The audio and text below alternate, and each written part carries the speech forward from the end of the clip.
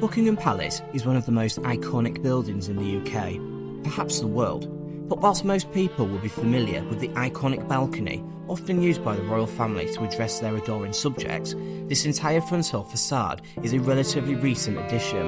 In fact, the mismatch of buildings we see today is very different to the original family home built in the early 18th century.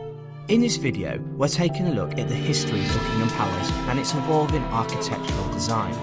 We'll also be looking at some of the palace's extravagant interiors and exploring some interesting facts and traditions. And all this in less than 10 minutes, so pour yourself a cup of tea, put your feet up and enjoy.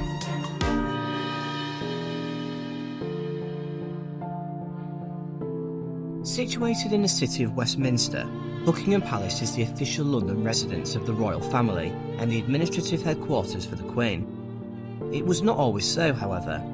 Nestled at the core of the palace sits the original building where it all began. This original private townhouse was built by John Sheffield, 3rd Earl of Mulgrave and Marquess of Normandy in 1703, and was appropriately named Buckingham House after the Earl became the Duke of Buckingham. The house remained largely untouched until it was bought by King George III in 1761. Still not intended as a palace, the house was used as a comfortable family home for the King's wife, Queen Charlotte. Its close proximity to St James's Palace was an obvious attraction for the royal couple, and the Queen's house, as it became known, was the birthplace of 14 of their 15 children. The Queen's house went through its first major renovation in 1761, when it was acquired by George's extravagant son, George IV. He had ambitious ideas for the house he had just inherited, and petitioned Parliament for funds to transform the house into a palace. The architect John Nash was commissioned for the transformation and began demolishing the north and south wings before rebuilding them on a much larger and grander scale. The palace was built around a central courtyard with entry gained via a stunning marble arch. This, however, was later relocated to Hyde Park Quarter. Unfortunately for King George, this transformation was a major PR disaster, with spiralling costs reaching £500,000. That was an awful loss of money for the time, and the people were just not happy. Unbelievably, the king never got to move into his fairy tale palace, and it remained unoccupied until Queen Victoria came to the throne in 1837. Unfortunately for Victoria, her first few years at the palace were far from comfortable. Due to financial constraints and a desire to rush through completion, a number of design flaws throughout the palace led to some pretty dire living conditions. One such issue was that a design flaw in the chimneys resulted in them smoking so badly that the fires could not be lit. This left the palace freezing cold, and residents were unable to live there comfortably. As if this wasn't bad enough, ventilation was also poor, and left rooms smelling stale and musty. Another issue led to concerns regarding gas lighting, and it was believed that a gas explosion could result in the entire ground floor being blown up. A further design flaw meant there was also a significant lack of nurseries and visitor bedrooms. These issues were later rectified by architect Edmund Blaw, who added an additional floor to the palace and also built the iconic East Wing. This contains a famous balcony which was first used by Queen Victoria in 1851, when she greeted the public during celebrations for the opening of the Great Exhibition.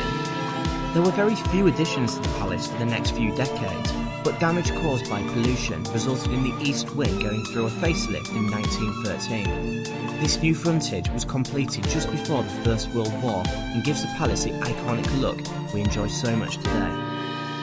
The palace we see today has a staggering 775 rooms, including 19 staterooms, 240 bedrooms, 92 offices and 78 bathrooms.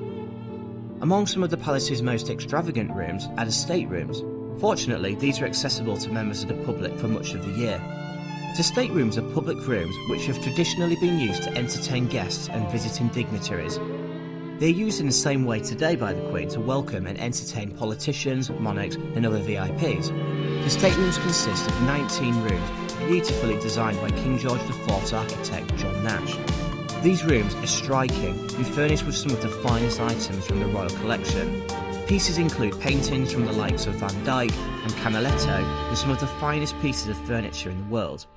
Some of the grandest staterooms include the dominating throne room with its beautiful chandeliers and deep red walls, the music room, which is used for royal christenings and where guests are presented to the Queen, and the exquisitely furnished white drawing room, which is used as an extravagant reception room by the royals. The largest room in the palace is the Grand Ballroom. This is also used as a banquet hall when the Queen is entertaining important guests. The ballroom was also the first room to be fitted out with electricity in 1883.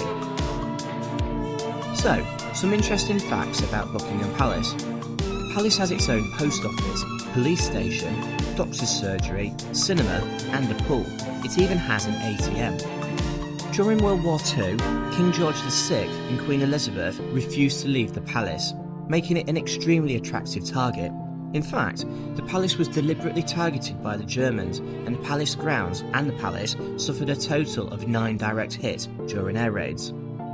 King Edward VII was the only monarch to have been born and died at Buckingham Palace. It takes 10 days to prepare the Grand Ballroom for a state banquet. You can tell when the Queen is at home when the palace flies the Royal Standard. When she's out, it's the Union Jack. A boy called Edward Jones, or the Boy Jones as he became known, broke into the palace on at least 3 occasions between 1838 and 1841. He stole items of the Queen's underwear and claimed to have sat on the throne. He was eventually kidnapped by the government and sent to Australia. Buckingham Palace became the centre of the suffragette campaign in 1914 when a group of women breached the gate and attempted to present their Votes for Women petition to the monarch. Buckingham Palace is not just the official London residence for the Queen and her husband the Duke of Edinburgh. In fact, it's also the official London residence for the Duke of York, his wife and their daughter. Buckingham Palace is not the monarch's official residence. This is actually still St James's Palace, a little known palace situated just down the Mall. This is where the Queen's Court is situated. A tradition of posting a message on the palace's gate informing the public of a royal birth or death is still carried out today. So then, Buckingham Palace has had a very colourful and at times controversial past. This may be why it's such a popular destination for visitors, but for many people it signifies what is great about Britain and its royal family.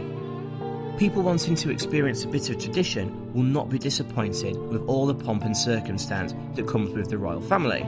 The changing of the guard is a long tradition at the palace and is sure to impress visitors. This formal ceremony is conducted every day and sees the old guard being replaced with a new one. The Queen's Guard are easily distinguishable by their traditional red tunics and bearskin hats. The Queen's Guard can also be seen once a year in June, when the Queen's unofficial birthday is celebrated.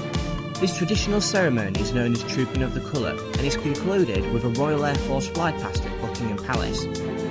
Just as in 1761, controversy surrounding the palace's finances are very much prevalent today. In fact, in late 2016, an announcement that Buckingham Palace requires a £369 million refurbishment has got people really wound up. Why, they argue, should the taxpayer finance a royal restoration project when so many people are struggling to get by? We must consider, however, that Buckingham Palace is not just the Queen's home. It's also a historically significant building of national interest. And arguably, the royal family, their estates and their traditions likely bring more into the economy than what these restorations will cost.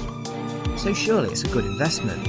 Either way, it will be a real shame to see such an iconic building fall into a state of disrepair. After all, Buckingham Palace alone attracts over 500,000 visitors every year, and it makes for a truly magical experience.